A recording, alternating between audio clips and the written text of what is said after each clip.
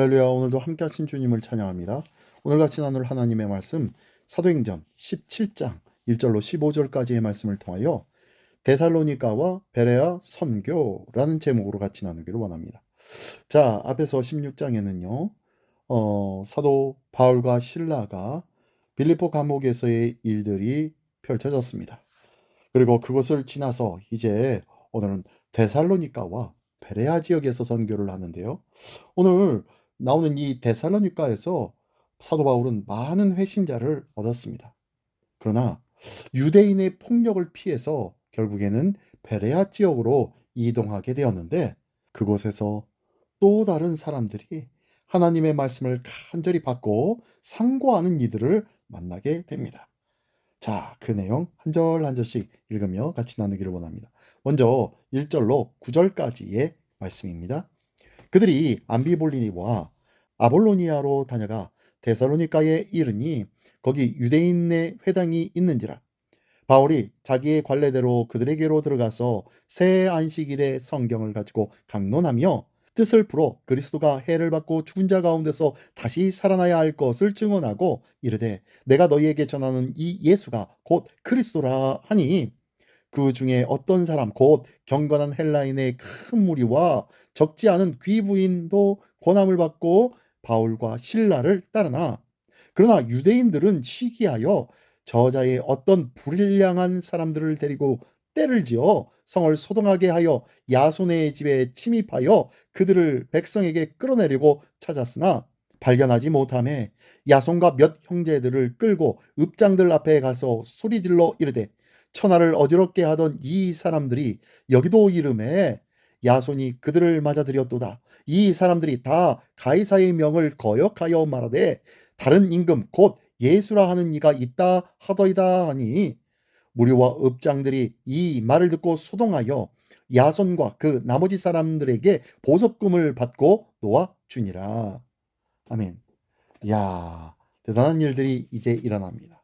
빌보에서 고초를 당해 성한 몸이 아님에도 불구하고 사도 바울은 160km를 걸어서 데살로니가 지역으로 이동하여 복음을 또한 전합니다.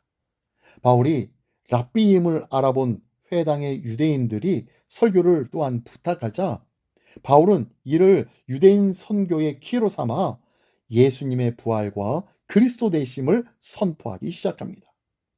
오늘 내가 있는 자리도 주께서 복음을 위하여 인도하신 곳일지 모릅니다. 내가 있는 곳에서 할 수만 있다면 주 예수 그리스도의 이름을, 예수님의 거룩한 부활을 오늘도 전하며 증가하는 복된 한 날 되시길 바랍니다. 계속해서 바울이 전한 복음에 대하여 경건한 헬라인의 큰 무리와 많은 귀부인이 믿고 따르긴 하였지만, 이에 대하여서 유대인들은 반발하고 저항을 합니다. 심지어 유대인들은 불량배를 동원하여 바울이 묵고 있는 야손의 집을 습격하기도 하였습니다. 유대 민족을 해방시키고 만국 위에 우뚝 세울 그리스도만을 대망하는 유대인들이 십자가의 그리스도를 좀처럼 알아보지 못하고 있는 거예요. 복음이 주는 영광만을 기대하는 그러한 사람들에 의해 지금도 참 복음이 요구하는 고난과 순종은 여전히 외면당하고 있다는 것입니다. 예수님을 로마 황제에 대항하여 반역을 도모하는 왕이라고 하면서 지금 이 사람들은 고소하였습니다.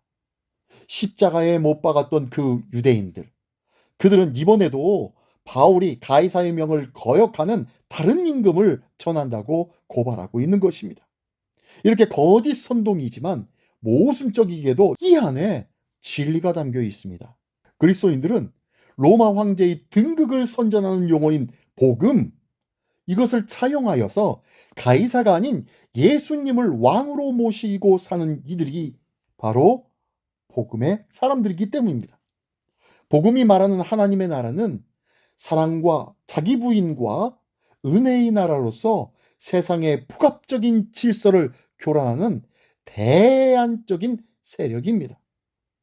이 귀하고 복된 하나님의 복음, 생명의 복음, 이 세대를 변화시킬 복음, 이 복음을 오늘도 끝까지 붙잡고 증거하는 우리 모두가 되시기를 예수님의 이름으로 축원합니다. 예, 계속해서 10절로 15절까지의 말씀입니다. 밤에 형제들이 곧 바울과 실라를 베레아로 보내니 그들이 이르러 유대인의 회당에 들어가니라.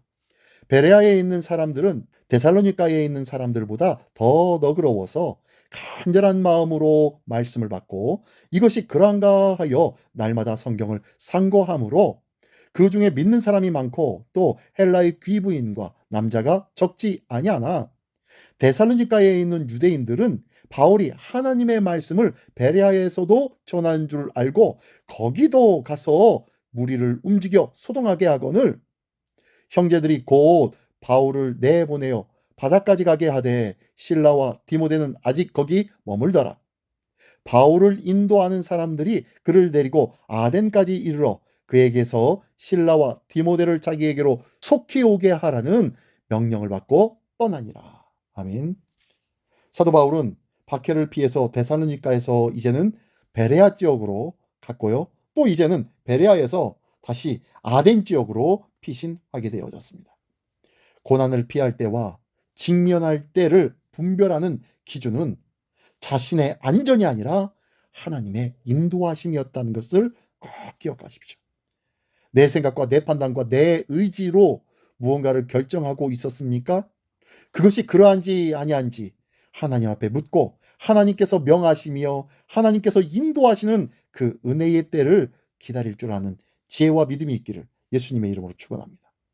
자, 어쨌든 11절에서는요. 베레아인들은 말씀을 간절히 받고 성경을 통해 확증하고자 날마다 하나님의 말씀 성경을 상고했다라고 합니다. 이렇게 차분한 묵상이 없는 그러한 열정은 자기 욕망을 합리화하는 주장으로 변질되기 쉽다는 것을 기억하십시오. 하나님의 말씀에 대해서 묵상하는 것, 이 묵상의 자리를 지킨 이들이 말씀 기갈의 이 시대를 감당할 수 있는 진정한 사명자로 설 수 있다는 것을 꼭 기억하십시오. 하나님의 말씀, 그 말씀으로 온전히 세워진 자만이 이 말씀 기갈의 시대를 당당하게 대적할 수 있는 믿음의 정병이라는 것을 꼭 기억하십시오. 오늘도 하나님의 말씀으로 거룩하게 준비되어지는 우리 모두가 되시기를 예수님의 이름으로 축원합니다. 기도하겠습니다. 전능하신 주님 감사합니다. 간절히 하나님의 말씀을 받고 묵상하여 이 말씀 기갈의 시대에서 말씀 해갈의 통로의 역할을 감당하는 우리 모두가 되게 하여 주시옵소서. 오직 하나님의 말씀만이 이 시대를 이길 수 있는 대안임을 믿고 더욱더 말씀에 충실하는 우리 모두가 되게 하여 주시옵소서. 모든 것에 감사드리며 말씀이신 우리 주 예수 그리스도의 이름으로 기도드리옵나이다. 아멘.